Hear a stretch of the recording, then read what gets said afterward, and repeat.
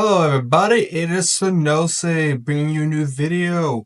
As you can see, I brought back the intro. I figured people have been asking for it, so I'm bringing it back. So anyway, the topic of this video is the main event for UFC 304 is Belal Muhammad versus Leon Edwards for the welterweight strap.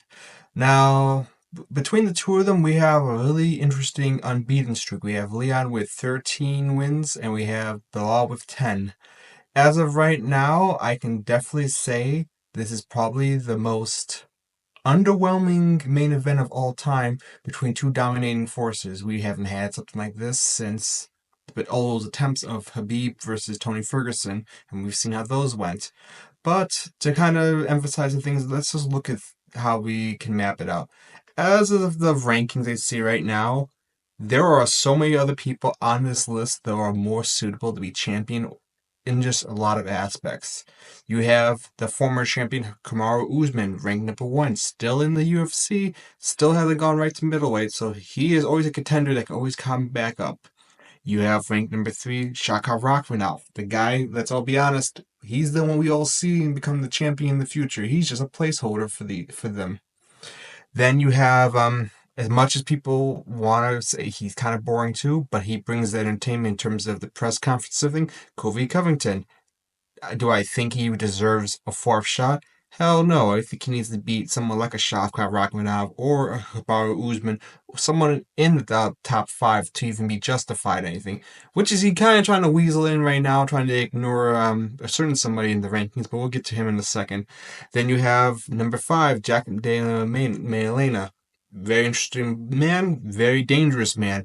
Someone who looks like he fought a couple of fights in real life based on his facial structure. But someone I would not mind going for the belt in the future, more entertaining than those two.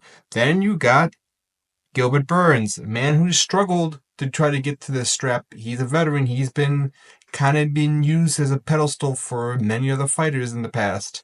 I think, despite the age and everything else going through, I think he's still more interesting than Leon Edwards and Belal Muhammad, despite the fact that he has fought Belal Muhammad. But there's an asterisk involved with it because of the injury he caused near the first round with a failed takedown attempt. So that's another man that I think could be more interesting than him.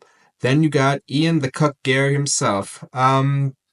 He is a very brash, big personality type. He has knockout power. He's well-rounded. He's undefeated as well as on top of Shavkat Rachmanov, and he gives you buzz, despite if you like him or hate him. So he's another one who could easily boost the division up and not hold it up, more importantly. Then you got Sean Brady. He might have got a really bad taste of reality against Belal Muhammad. I think he rebound quickly. He's doing well. He's more dominating and he's submitting people down. So he's another one I could see with his brash attitude and everything else. He'd be more entertaining than those two. Stephen Thompson, veteran of the sport, nice guy, almost beat Tylan Woodley back in the day. I think his exciting style and complex karate style would make him very fun as a champion, even if it would be a very short reign. But another guy more interesting than those two. Jeff Neal is probably one of the only ones on this list. I would say not so much. He'd probably be about the same. The difference is he's more brash, and I think he would still be more entertaining than them. But in terms of fighting, he'd probably be on the same level, at least based on his outing against Ian Gary. Now, based off the one of Shaka Rachmanov, he's survived as best he can. Then you have Joaquin Buckley coming up. He is someone I can definitely say he has the buzz, he has the highlight KOs, he has the wrestling. He's another one more exciting than those two. Neil Magny, someone who kind of dull, but there's a kind of fascination of. We've seen stories of people like Michael Bisping, who's come back, or Glover Teixeira, old comers who are veterans of the sport who've gotten a title. I think he's around the same skill level, but still more entertaining than those two. Then you got Michael Venom Page, kind of the dark horse of the division. He just came up. He had a really good showing against Kevin Holland. His striking credentials and everything else, he's still probably a can crusher, but I still think he's more entertaining as well. Then you got Vincente Luque. We've seen what he can do. He's not a boring guy. He knows what he's doing. I think he's more entertaining as well. And then you have Kevin Holland's off. Enough said. Man has submissions. Man has knockout power. Man can do it all. Now, I bring these kind of things up because there's a lot of controversy involved in these two figures. They are both arguably holding up the division. Leon Edwards kind of, when he got the announcement of Kobe Covington last year, he kind of dragged his feet, and we had to wait almost into the end of the year for him to defend his title.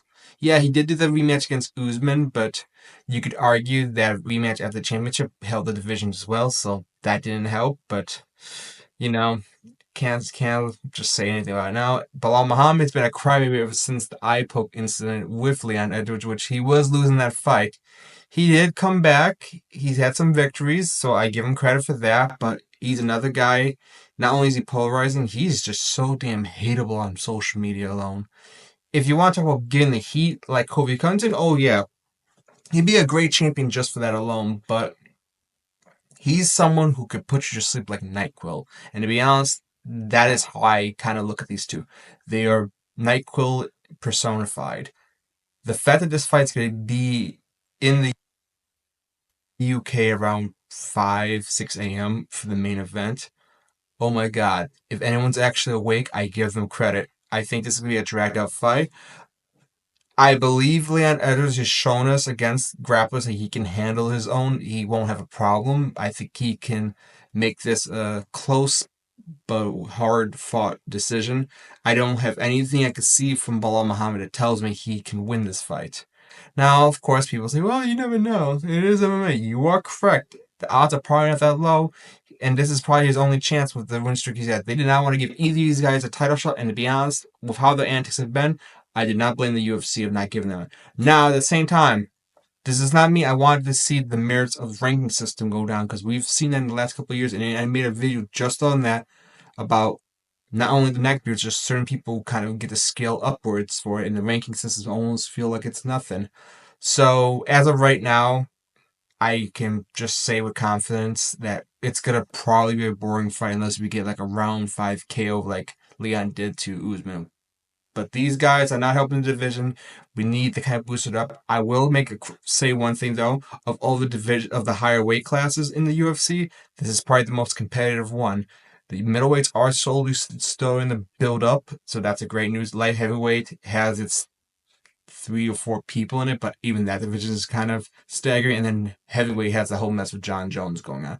So really, welterweight's the big one right now. Obviously, we always will have the lower weight classes that are doing pretty good themselves, but in terms of the higher weight classes, it's definitely welterweight right now is the best. But you guys give me your opinion. I want you guys to like, subscribe to this video, give me boost up in the algorithm, let me get some views going, and I'll see all you guys later, and take care.